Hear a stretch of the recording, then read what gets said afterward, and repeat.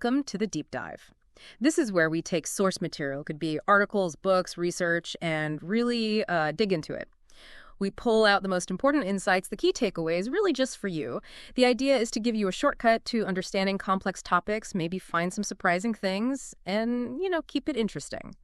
Today, our deep dive is focused on one specific source. It's a book called Artificial Intelligence for Everyone. The authors are Justin Yang and Branden Yang. And what's really neat about this book, I think, is who it's written for. It's specifically designed for someone who might not have any computer background, like zero computer knowledge needed. That's exactly right. It's meant to be really accessible. So our mission today in this deep dive is basically to unpack the main ideas from this book. We want to help you understand, what AI actually is, a little bit about how it works, where you're probably already encountering it every day, maybe without realizing it, and importantly, why getting a handle on this stuff matters. All in a way that's hopefully pretty easy to grasp. We'll take it step by step. Okay, sounds good. Let's jump in. The most fundamental question, the one the book starts with, is simply, what is artificial intelligence? What is AI? Yeah, and the book offers a really straightforward way to think about it. It describes AI as technology that lets machines act in ways that seem human. Like giving a machine, I think you mentioned a robot brain. Exactly like that, a sort of robot brain that can do things we usually associate with humans. Yeah. Things like learning from experience, thinking, and making decisions. The book actually has a quote nugget for this. AI can do things like learn, think, and make decisions. That's the core idea. Okay, learn, think, make decisions. That sounds significant. How is that different from just a regular computer program? Like, my spreadsheet program follows instructions, but I wouldn't say it thinks. That's a really great question, and it hits the key difference. A standard computer program, like your spreadsheet, just follows a strict set of instructions a programmer wrote. Step A, step B, step C. Every time. It just executes the code. Exactly. It doesn't deviate. It doesn't learn. AI, though, is different. It's designed to learn from data. It can actually get better at tasks over time without a human having to go in and rewrite the instructions constantly. It adapts. Ah, okay. So is that where those everyday examples come in? Like, the book mentions face recognition on phones. Is the AI learning my face? Precisely. It learns the patterns of your face from data you provided, usually during setup. Or think about talking to Siri or Alexa. That's AI, understanding the patterns in your voice, figuring out the words, and then figuring out what you mean. Right. Or when Netflix suggests a movie, it's learned what I like. It's learned patterns based on what you've watched, what you've rated, maybe even what time of day you watch. It's pattern matching on a huge scale. The book even mentions self-driving cars as a future possibility. That still feels pretty sci-fi. It does, yeah. And it can seem almost magical sometimes, but the book is really clear on this. AI isn't magic. It's grounded in, math, a whole lot of data, and these special rules or instructions called algorithms. Algorithms. Okay, what are those, simply? Think of an algorithm as just a recipe, a step-by-step guide that tells the computer exactly how to do something. For AI, these algorithms are the methods it uses to learn from the data and then make its decisions or predictions. Right. And the book has that analogy. AI is like a student. Yeah, a student who gets better by practicing. The more examples, the more data it sees, the smarter it gets at its specific task. But, crucially, like a student, it often needs guidance. It needs the right textbooks, the data, and sometimes needs supervision in how it learns. Okay, that learning part seems key. And the main way AI systems learn, the book says, is through something called machine learning. Machine learning is really the heart of most modern AI. It's essentially the process of teaching computers to find patterns, solve problems, make predictions, all by learning from data using those algorithms we mentioned, not by programming every single rule explicitly. So how does that learning process actually work? The book breaks it down. First step, data collection. Right. You need the raw material. So if you're building an AI to catch spam emails, you need, a ton of emails, thousands, maybe millions, and you need to know which ones are spam and which aren't. Okay, gather the stuff. Then data preparation. Yeah, because real-world data is messy. It's often got mistakes or missing bits, or it's just not in the right format. So preparation is about cleaning it up, organizing it, making it usable for the AI. Makes sense. Clean data for clean learning. Next is training. This is where the learning happens. The AI takes that prepared data and uses its algorithm to sift through it looking for patterns. For the spam filter, it's figuring out, what words or senders or link types tend to show up in spam emails versus legitimate ones. It practices on this data. Like the student doing practice problems. Got it. The testing. Super important. You need to check if it actually learned the general patterns or if it just memorized the practice problems. So you give it new emails it's never seen before. Does it correctly flag the spam without getting confused by the normal emails? And assuming it passes the test. Then you move to deployment. That's putting the AI to work in the real world. So your spam filter starts actually filtering your live inbox. Okay, so collect, prepare, train, test, deploy. That's the machine learning flow. The book also mentions there are different ways AI learns, supervised and unsupervised. Yes, those are two main categories the book explains really well. Let's start with supervised learning. And the analogy there is teaching a kid with labels. Exactly. Like showing a child a picture of an apple and saying apple, then a banana, banana, then another apple, apple. In supervised learning, humans provide the data with the right answers already attached. These are the labels. So for an AI learning to identify cats in photos, you'd feed it thousands of photos, each one labeled cat or not cat. Precisely. The AI then looks at all the cat photos and learns the common features, pointy ears, whiskers, fur patterns, whatever its algorithm finds useful that correspond to the cat label. Okay, and you use this when you know what you want the AI to do, like classify emails as spam or not spam, or pictures as cat or not cat. You got it. The book gives examples like AI and medicine looking at x-rays. It's trained on thousands of x-rays labeled by doctors as having a tumor or not having one. It learns to spot the signs. Or language translation. Trained on huge amounts of text already translated by humans. It learns the patterns between languages from those labeled examples. Right. The supervision is providing the correct answers during training. So what about unsupervised learning? Well, this is different. The book's analogy is helpful here, too. Imagine giving a child a big box of Lego bricks of different shapes and colors, but giving no instructions. The child might start sorting them. Maybe they put all the red ones together, or all the square ones. They find their own way to organize the bricks based on inherent similarities. So with unsupervised learning, you give the AI data, but no labels, no right answers provided. Exactly, no labels. The goal is for the AI itself to explore the data and discover interesting structures or patterns or groups within it that maybe we didn't even know were there. Ah, so you'd use this when you're not quite sure what you're looking for. You want the AI to find hidden groupings? That's a great way to put it. You're hoping it reveals some underlying structure. The book mentions customer segmentation as an example.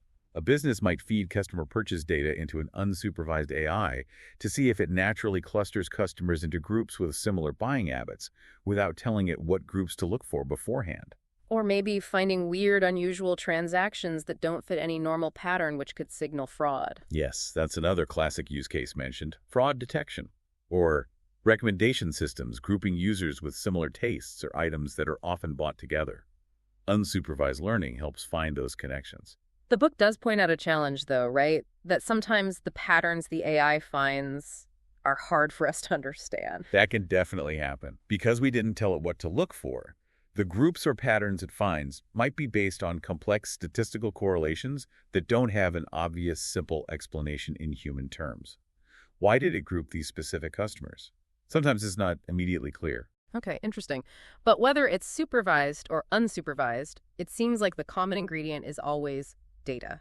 The book calls data the fuel for AI. I like that analogy. It's perfect, isn't it? Data is absolutely essential. An AI system, no matter how sophisticated its algorithm, is useless without data to learn from. It's the gasoline for the engine. AI learns by practicing, by processing data, finding those patterns. The more relevant, high-quality data it gets, generally, the better it performs. And this leads to that really crucial phrase the book highlights, garbage in, garbage out. Yes. Yes. This cannot be stressed enough. The AI is only as good as the data it learns from. If you train it on data that's wrong or incomplete or biased, well, the AI will learn those flaws. Its outputs, its decisions will reflect that garbage input. The book gives a powerful example related to fairness, talking about AI used for scholarships. If the historical data used for training shows past biases, maybe fewer scholarships went to a certain group unfairly, the AI will learn that pattern. And it will replicate it.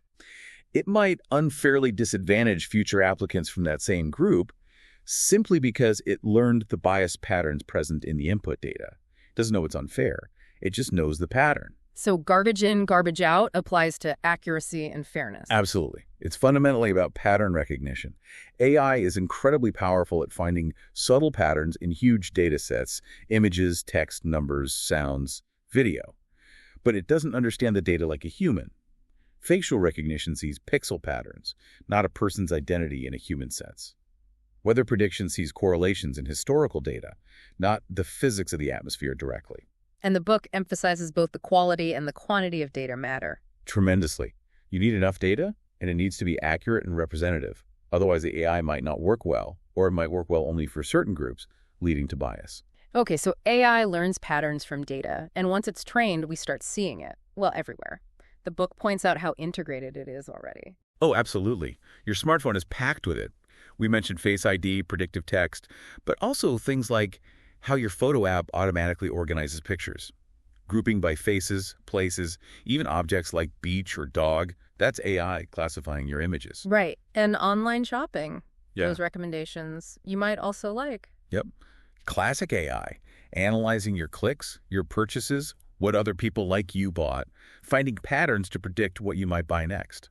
Amazon, Netflix, Spotify, they all do this. Entertainment seems huge for this. The recommendations on Netflix or YouTube, the personalized playlists on Spotify. TikTok's feed is famously AI-driven. Totally. They're constantly learning from every single interaction, what you watch, what you skip, how long you listen to refine their patterns and keep serving you content they think you'll engage with.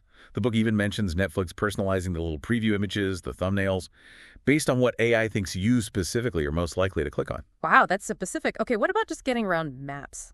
Navigation apps like Google Maps or Waze heavily use AI. Predicting traffic jams, estimating your arrival time, suggesting faster routes. That's AI analyzing real-time location data from many users, plus historical traffic patterns. And things like voice translators, Google Translate. AI again, learning the incredibly complex patterns of language structure and vocabulary to translate between them. In all these cases, it's AI finding patterns in data, your data, other people's data, world data, to offer something useful, personalized, or efficient, often running quietly in the background. It really is everywhere when you start looking. But with all this power and data usage, the book rightly brings up safety and privacy concerns. Yeah, these are really important considerations. AI safety is about making sure these systems work correctly and, crucially, don't cause harm. The book uses the example of AI helping a doctor. If the AI gives wrong advice about a patient's illness, that could be dangerous. Extremely dangerous. So ensuring safety involves things like incredibly rigorous testing, testing the AI millions of times in simulations before it ever touches a real patient or a real-world critical system. It also often involves keeping a human in the loop, especially for high-stakes decisions. Maybe the AI suggests something, but a human makes the final call. Okay, that's safety. What about privacy? AI often needs our personal info to work, right? Location, search history, shopping habits. It does. And protecting that data is paramount. We need strong guarantees that our personal information is kept secure, used ethically, and not shared without our okay. The risks are real identity theft, misuse of data. So how is privacy protected, technically? Well, through things like encryption, scrambling the data so it's unreadable without the key, and strong security like passwords, maybe two-factor authentication, to control who can access the systems holding the data. But the book acknowledges these aren't perfect solutions, right? Challenges remain. Definitely. AI can still make mistakes, systems can have bugs, and there's always the threat of hackers trying to steal data in breaches. And we have to come back to bias again here, don't we? Because it's both a performance issue and a safety fairness issue. Exactly. The book hammers this home. Because AI learns from data, any biases in that data reflecting historical discrimination or unfairness will likely be learned and amplified by the AI. That scholarship example again. If the data shows bias, the AI becomes biased. Garbage in, garbage out applies to fairness too. It's a fundamental challenge. Making AI fair requires very careful data selection, auditing the AI's decisions for bias, and ongoing work to develop techniques that mitigate these issues. So it sounds like safety, privacy, and fairness aren't things you just solve once. It's continuous effort, responsible choices in how we build and use AI. Precisely. It's an ongoing process of improvement, regulation, and ethical consideration. Okay, one last really important point the book makes is about understanding what AI intelligence actually means compared to human intelligence. Yes, this is crucial for setting expectations. The book clarifies that machine intelligence is very different from ours. AI today doesn't feel anything, no emotions, no consciousness, no self-awareness like humans have. So when Netflix recommends a show, it's not happy if I like it. Not in any way we understand happiness. Its intelligence is purely about processing information incredibly fast, finding complex patterns in data, and making predictions or decisions based only on that data, within the narrow task it was designed for. But it lacks what? Creativity, intuition, morality? Generally, yes. It lacks genuine creativity, common sense reasoning about the world, empathy, and the ability to make nuanced ethical judgments. It finds correlations in data. It doesn't grasp meaning the way we do, and that's why human oversight and judgment remain so critical. We provide the context, the values, the ethical compass that AI systems lack. The book also touches on the difference between narrow AI and general AI. Right. What we have now is all narrow AI that's very good at one specific task, like playing chess or translating text or driving in certain conditions. Artificial General Intelligence, or AGI, is the hypothetical idea of an AI with human-like cognitive abilities across many different tasks. That's still firmly in the realm of science fiction for now. The book and our current reality is focused on narrow AI. Got it. So super smart tools for specific jobs, not thinking beings. That's a good summary. Okay, wow. We've covered a lot of ground from this book, Artificial Intelligence for Everyone.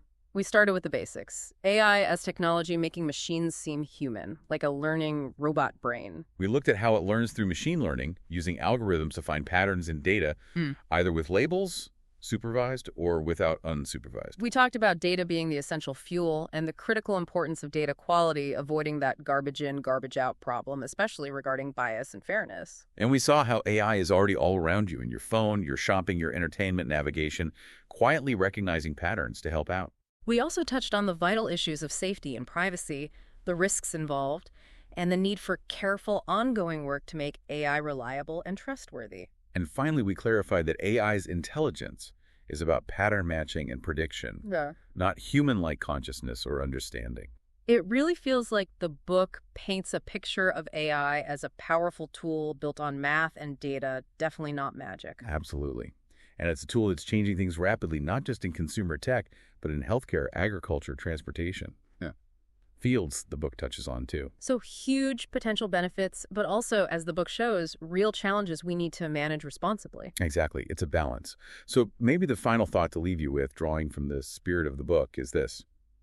As AI becomes even more woven into our world, understanding its foundation that it's driven by data, learns through patterns, and needs human guidance, that understanding is really powerful. It helps you use the technology wisely and think critically about how it should benefit society. Yeah, think about those AI interactions you have.